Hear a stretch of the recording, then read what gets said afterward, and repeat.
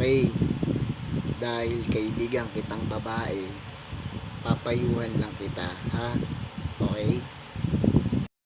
Girl, ito ang tandaan mo para sa kanya. Huwag mong baguhin ang sarili mo para lang magustuhan ka niya. At huwag mo ring pilitin siyang maging kung sino ang gusto mo. Mahalin niyo ang isa't isa. Kung sino talaga kayo, may mga kahinaan at katangian man, ang relasyon ay dapat nagpapaganda sa inyo, hindi nagpapababa. Kapag nagkaroon kayo ng hindi pagkakaintindihan, makipag-usap ka.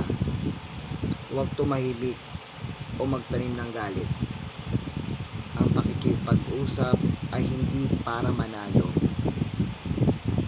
Hindi para manalo sa away, kundi para maunawaan ang damdamin ng bawat isa.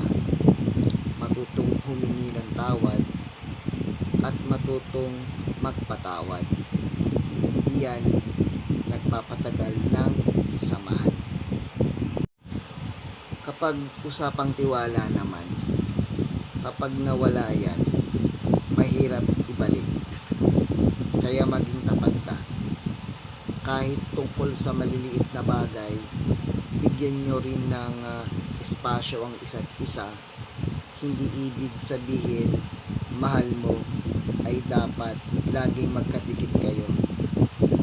Ang magandang samahan ay may tiwala, respeto at malayang pagmamahal.